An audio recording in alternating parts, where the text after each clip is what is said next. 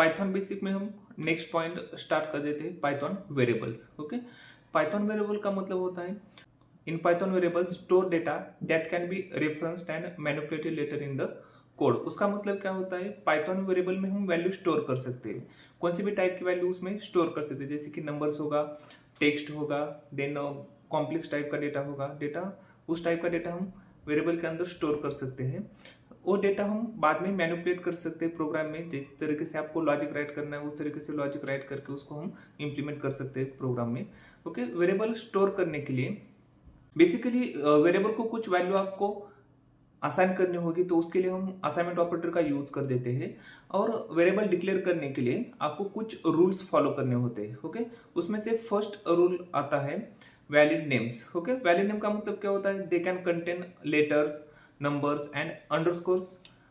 They can contain letters, numbers and underscores but must not start with a number. Okay, variable में हम letters define कर सकते हैं, variable के नाम में, वेरिएबल के नाम में हम नंबर्स डिफाइन कर सकते हैं, अंडरस्कोर डिफाइन कर सकते हैं, लेकिन वेरिएबल की जो शुरुआत है, जो स्टार्टिंग है, वो नंबर से नहीं करना आपको। ओके, लेटर से स्टार्ट कर सकते हैं या अंडरस्कोर से स्टार्ट कर सकते हैं।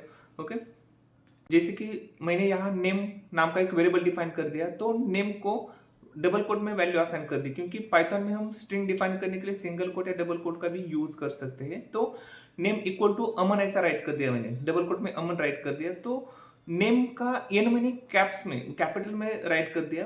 नेम नाम का जो वेरिएबल है उसका जो फर्स्ट लेटर है मैंने कैपिटल में राइट कर दिया। उस तरीके से हम ए टू जेड कैरेक्टर्स स्मॉल में राइट कर सकते हैं, कैपिटल में राइट कर सकते हैं वेरिएबल की स्टार्टिंग में, लेकिन स्टार्टिंग में नंबर्स कभी भी यूज नहीं करना। ओके, और जिस टाइप की वैल्यू आपको चाहे उस टाइप की वैल्यू आप वेरिएबल को दे सकते हो। ओके, देन एज नाम का वेरिएबल डिफाइन कर दिया, उसको 35 वैल्यू असाइन कर दी। एज जो है वो वेरिएबल है और 35 जो है ये 35 वैल्यू वो इंटीजर टाइप की वैल्यू है। ओके, इस तरीके से हम कौन सी भी टाइप की वैल्यू डिफाइन कर देते हैं। देन प्रिंट कर दिया मैंने, नेम प्रिंट कर दिया। ओके, तो नेम प्रिंट करने के बाद अमन जो वैल्यू है नेम को असाइन कर दी थी वो वैल्यू यहाँ प्रिंट हो जाएगी। देन एज प्रिंट कर दिया, एज प्रिंट कर दिया, तो जो भी एज मैंने असाइन कर दिया वो एज क्या हो जाएगा, यहाँ प्रिंट हो जाएगा। एज की वैल्यू मैंने 35 डिफाइन की थी, तो वो वैल्यू यहाँ प्रिंट हो जाएगा। ओके, तो वेरिएबल डिक्लेयर करने के जो रूल्स है उसमें से पहला रूल्स हमने देखा कि वेरिएबल्स लेटर से स्टार्ट कर सकते हैं, नंबर से स्टार्ट कर सकते हैं, अंडरस्कोर से राइट कर सकते हैं, हम स्टार्ट कर सकते हैं, लेकिन उसकी जो शुरुआत है नंबर से नहीं करना। केस सेंसिटिव, केस सेंसिटिव का मतलब क्या होता है, सेकंड जो रूल है केस सेंसिटिव, केस सेंसिटिव का मतलब होता है कि नेम मैंने कैपिटल में डिफाइन कर दिया, तो प्रोग्राम में आपको कैपिटल में यूज करना है। ओके, आपने मतलब जो लेटर फर्स्ट लेटर है वो कैपिटल में मैंने राइट कर दिया यहाँ, तो आपको प्रोग्राम में कैपिटल में नेम का एन कैपिटल लिखना है। ओके, स्मॉल में नहीं चलेगा, उसको केस सेंसिटिव ऐसे बोलते हैं। ओके, जिस तरीके से आपने ऊपर मतलब स्टार्टिंग में जो वेरिएबल डिफाइन कर दिया वो एज इट इज वेरिएबल आपको नीचे यूज करना है प्रोग्राम में। ओके, लॉजिक इंप्लीमेंट करने के लिए।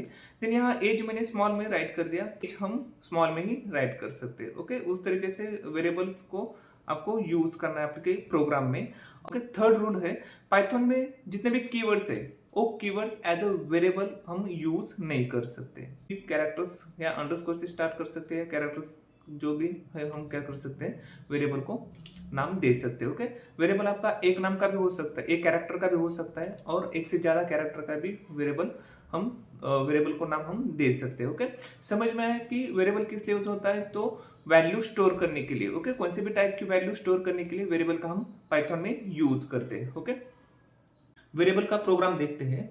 तो यहाँ मैंने नेम नाम का एक वेरिएबल डिफाइन कर दिया, उसको स्ट्रिंग वैल्यू असाइन कर दी, क्योंकि वैल्यू असाइन करने के लिए आपको असाइनमेंट ऑपरेटर का यूज करना है। देन एज नाम का वेरिएबल डिफाइन कर दिया, उसको इंटीजर वैल्यू मैंने असाइन कर दी। देन प्रिंट कर दिया नेम इज, ये मेरा स्टेटमेंट है, ये स्टेटमेंट मैंने डबल कोट में राइट कर दिया। देन कॉमा लगा के नेम को प्रिंट कर दिया।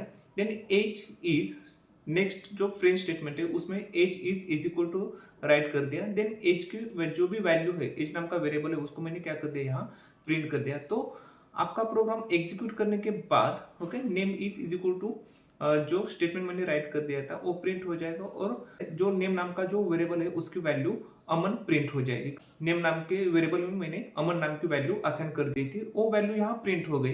देन एज नाम का जो वेरिएबल्स है उसको भी प्रिंट करने के बाद एज की वैल्यू और स्टेटमेंट ये दोनों भी क्या हो गए यहाँ प्रिंट हो गया। ओके, तो इस तरीके से हम वेरिएबल में वैल्यू स्टोर कर सकते हैं और उसको प्रिंट कर सकते हैं।